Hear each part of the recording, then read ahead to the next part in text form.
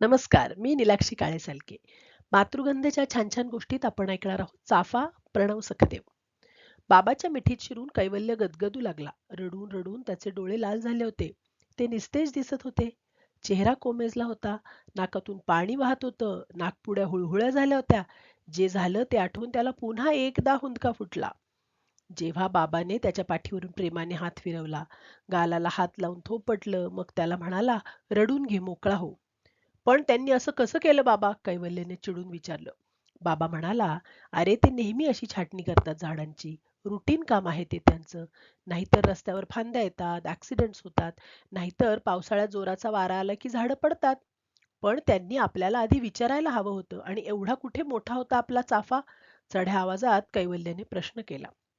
बाबा म्हणाला, तुझं म्हणणं अगदी बरोबर आहे. आपला चाफा बारकाच होता तसा, पण आता काय करणार? जे झालं ते झालं. Nothing doing. तू आत्ताच्या आत्ता जा आणि कंप्लेंट कर त्यांची, नाहीतर ट्विटरवर टाक. कैवल्य धुसफुसला. बरं, पण आधी तू शांत हो, मग आपण ठरवू काय करायचं ते. झाड काही त्यांनी मुळापासून उखडलेले नाहीये राजा. बाबा कैवल्यला समजवायचा प्रयत्न करू लागला. पण बाबाला मध्येच तोडत कैवल्य म्हणाला, त्या चाफ्यात राहिलंय काय आता? पूर्णच कापलं त्यांनी. नुसता खोडाचा दांडा तेवढा राहिलाय. बाकी सगळं भुंड केलं त्याला. त्याला पुन्हा रडू आलं. हुंदके फुटू लागले. बाबा त्याच्या पाठीवर सावकाश थोपटत राहिला. 2 एक महिन्यांपूर्वी कैवल्य आणि त्याचे आई-बाबा नव्या घरात राहायला आले होते. त्यांचं आधीचं घर ज्या बिल्डिंगमध्ये होतं, त्या बिल्डिंगच्या अंगणात पिवळ्या पांढऱ्या फुलांचा चाफा होता. कैवल्य राहायचा त्या फ्लॅटच्या बेडरूम मधल्या खिडकीलगत हा चाफा होता. हाताला लागेल एवढ्या अंतरावर. मार्च महिन्याच्या सुमारास चाफ्याला सगळ्यात जास्त फुले यायची आणि खिडकीतून येणाऱ्या वाऱ्यावर त्या फुलांचा मंद गंध बेडरूम मध्ये भरून जायचा. कैवल्यला तो फार आवडायचा. मित्रच होता तो त्याचा. तो म्हणायचा, किती छान आकार आहे ना याचा ढगासारखा. कैवल्य आणखी लहान असताना त्याला वाटे की चाफ्याला बहर आल्यावर वाऱ्याला खूप आनंद होतो. मग त्याला हातपाय फुटतात आणि तो त्याचा गंध सगळ्यांना वाटत सुटतो. तेव्हा तो चाफ्याशी बोलायचा, गप्पा मारायचा आणि त्याला शाळेतल्या आजी आजोबांच्याकडे डे केअर मधल्या अशा इकडच्या तिकडच्या गमती जमती सांगायचा. कधी काही वाईट साईट घडलं तर तेही शेअर करायचा. एकदा क्रिकेट खेळताना बाबाला खूप लागलं होतं. तो घसरून पडला होता आणि पाय चांगला टम्म सुजला होता.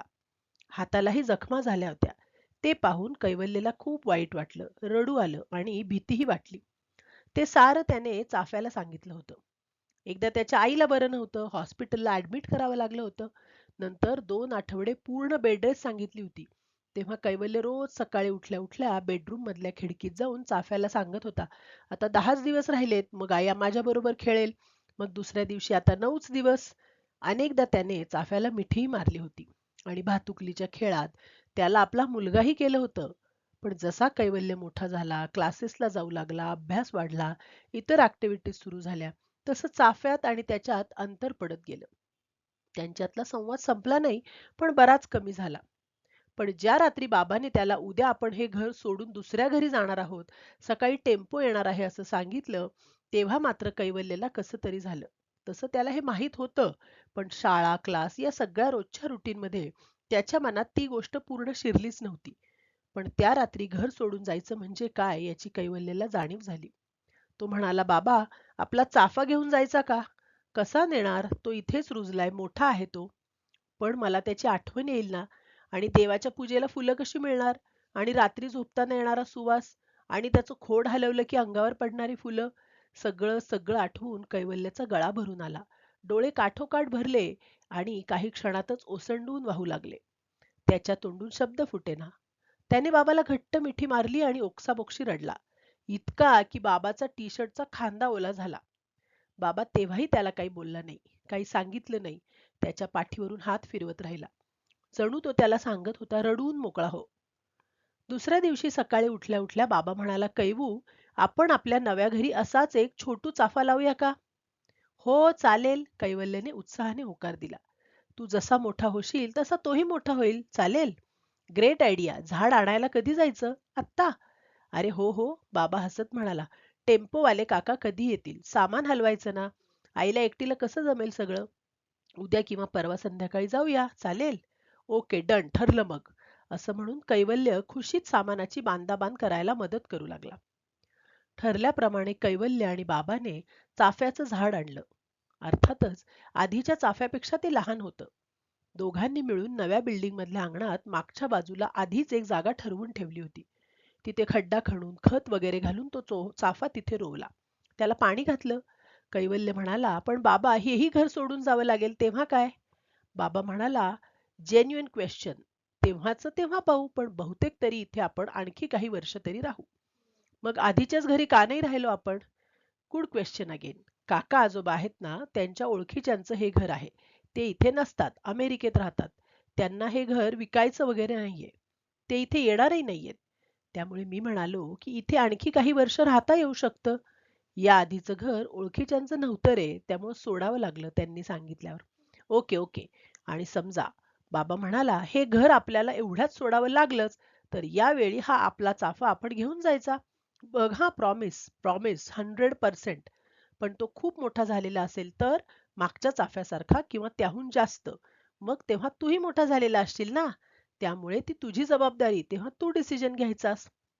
बाबा, मी पेपरमध्ये एकदा वाचलं होतं. मोठी झाडं मातीतून नीट काढून दुसरीकडे तशीच्या तशी शिफ्ट करता येतात. म्हणजे वडासारखी झाडं केली आहेत काही ठिकाणी. तसं करीन मी तेव्हा. हो, करता येतं तसं. आणि तू असशीलच ना तेव्हा आम्हाला गाईड करायला. अं? असे नाही. कदाचित नसे नाही, काय माहिती. पण मी मघाशी सांगितलं तसं तेव्हा कॉल इज युअर्स. तू तितका मोठा झाला असशील तेव्हा. हां, कैवल्य म्हणाला. पण नसेन का म्हणालास तू? असेनच रे, पण एक पॉसिबिलिटी असतेच ना. आणखी मोठा होशील तसं समजेल तुला. थोडा विचार करत कैवल्य म्हणाला, बाबा, आमच्या स्कूलमधली मुलं चिडवतात मला. गर्ल्स प्रमाणे सारखा रडतोस म्हणतात. मी फार लक्ष देत नाही त्यांच्याकडे, पण मोठं होणं म्हणजे न रडणं का रे? अं, खरं सांगू का? बाबा थोडा विचार करत म्हणाला. रडण्याने मोकळं छान वाटतं. स्वच्छ होतं मन. उलट मोठं व्हायला मदतच होते. तू लक्ष देत नाहीयेस हे करेक्ट आहे एकदम. भारी, म्हणजे मी लवकर आणखी मोठा होणार तर. दोघंही हसू लागले. कैवल्य रोज न चुकता नव्या चाफ्याला पाणी घालायचा. अधूनमधून खतही. त्याची देखभाल करायचा. वेळ मिळाला की त्याच्याशी बोलायचा. झाडांशी बोललेलं त्यांना आवडतं हे त्याने कुठेतरी वाचलं होतं. चाफा छान वाढू लागला. नवी फूट आली. त्यातून फांद्या फुटल्या. त्यांना छान पानं आली.